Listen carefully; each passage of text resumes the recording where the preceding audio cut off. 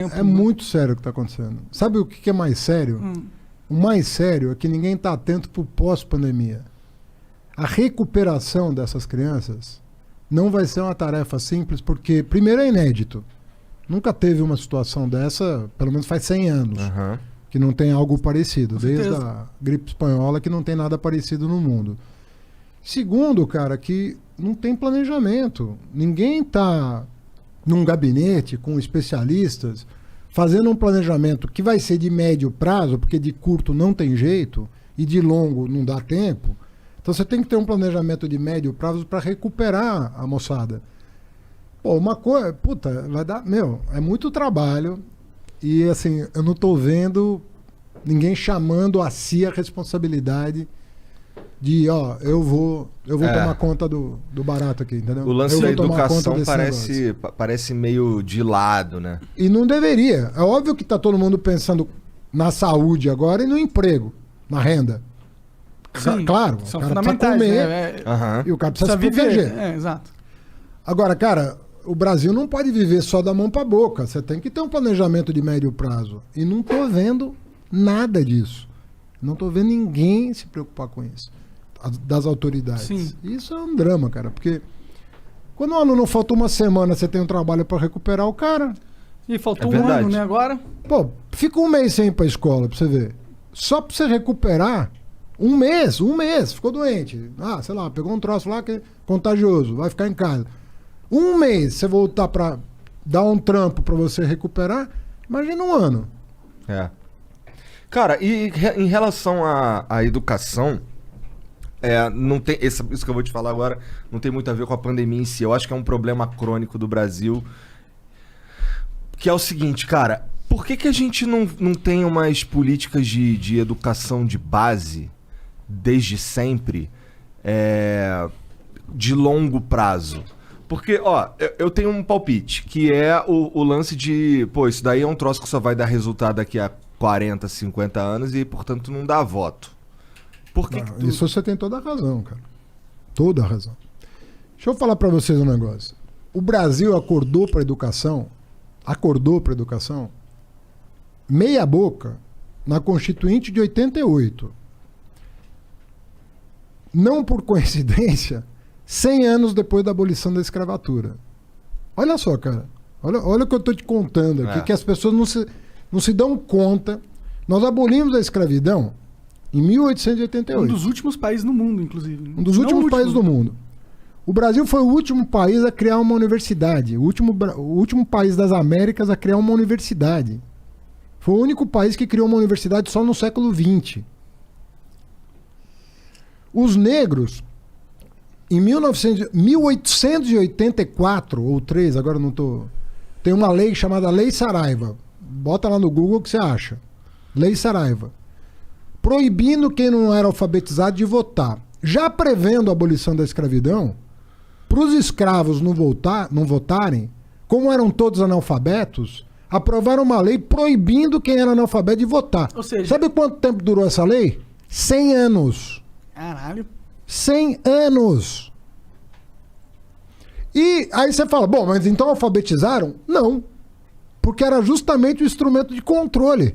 Para não deixar os pobres votar, não alfabetizavam. E a lei proibia votar sem alfabetização. Resultado, nego, ninguém votava. Era um desincentivo muito grande para investimento em educação. Então veja só, você que era alfabetizado...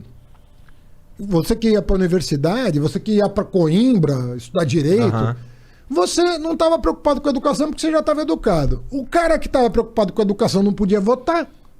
E aí, quem é que ia falar, tem que educar? Então, o Brasil, cara, não tinha compromisso com a educação. E assim, eu participei, modéstia à parte, de uma primeira revolução na educação brasileira, que foi abrir as portas da universidade para o pobre.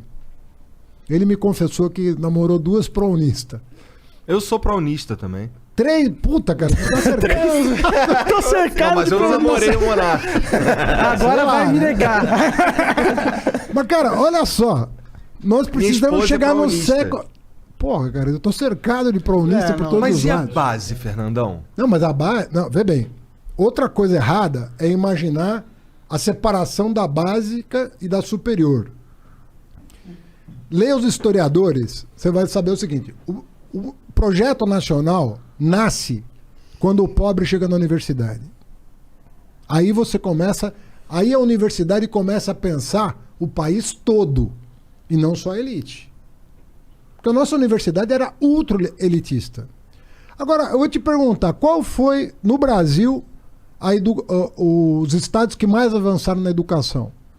Foram os estados do Nordeste. Por duas razões.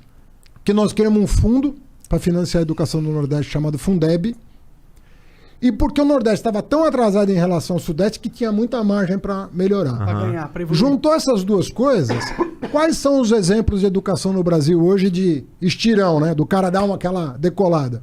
Ceará, Pernambuco, Maranhão, Piauí. Se fala desses estados.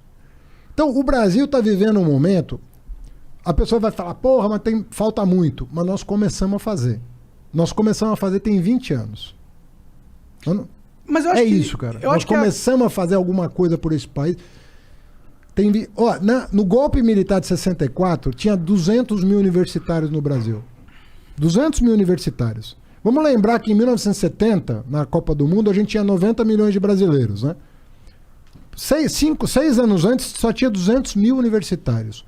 Hoje nós temos o quê? 210 milhões de brasileiros. Ou seja, um pouquinho mais do que o dobro. Uhum. Nós temos 8 milhões de universitários.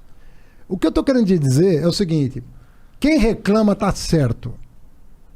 Mas quem olha o filme vai entender que nós começamos a enfrentar esse lance para valer. Entendo. Mas eu acho que a crítica... Vamos colher isso? Nós vamos colher. Agora, precisa ter perseverança. Não dá para ter essas idas e vindas que estão acontecendo. O que está acontecendo hoje no MEC é muito grave. O que está acontecendo? Porra. Eu não sei, sinceramente. Não, cara, é loucura. Estão nomeando gente para os órgãos do MEC que não são da educação.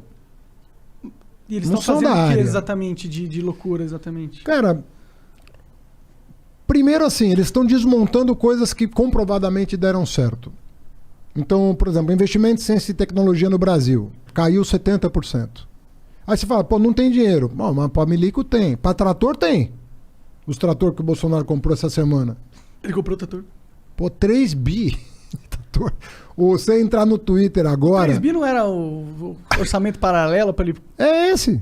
É desse que eu tô falando. Isso é emenda, não é? Mas... trator, entendi, é uma gíria. Desculpa, que eu não sou, eu tô achando que é trator mesmo. Não, mas é também. Entendi, ó. Não é só, mas é também. Entendi. Ou seja, ele tá num jogo com o Congresso de toma lá da cá, que ele botou no Ministério do Desenvolvimento Regional, não sei qual que é o nome, que mudou tudo que é nome, ele botou 3 bi para ele cuidar, na relação direta com os parlamentares.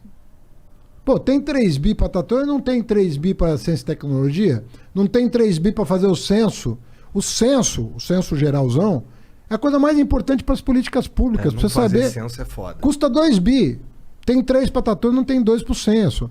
Então, você vai vendo que, pô, tem alguma coisa errada. É que esse trator é o que garante a governabilidade dele, né? Se você for pensar pro político, Bolsonaro, é muito mais importante você ter governabilidade que qualquer outra coisa. E é por isso que eu tenho um pouquinho de asco desse tipo de coisa, porque não é o que é melhor pro Brasil, é o que é melhor pra me manter no poder. Mas, ó, eu não tô falando isso de Bolsonaro, não. Isso não é você novo, tá falando né? geral. Eu sei. Isso não é novo. Não, nós temos um problema de governabilidade, eu não quero também aqui ficar falando, é assim. Não, nós temos um problema de governabilidade. Agora, o que eu acho, para fazer a comparação com o que está acontecendo hoje, é o seguinte: uma coisa é você garantir a governabilidade em relação a um projeto. Agora, quando você não consegue enxergar qual é o projeto, aí você fala, bom, então é o poder pelo poder, ou o que nós estamos fazendo? Vou dar um exemplo que talvez seja muito claro para as pessoas. Qual que é a nossa política externa? O Brasil é um país importante no mundo. Ele é importante. Ele tem um peso específico no mundo. Qual é a nossa política externa? A gente se dá bem hoje com os Estados Unidos? Não. Questionamos até a eleição do Biden. Com a Europa? Não. A Europa não quer aprovar nem o acordo com o Mercosul por causa das questões ambientais. A China, o presidente xinga toda semana. Imbecil, cara. Aqui no continente, no subcontinente, América do Sul, nós não estamos bem. Nem com a Argentina, nem com a Bolívia, nem com a Venezuela, com ninguém. Qual que é o nosso plano, cara? Como é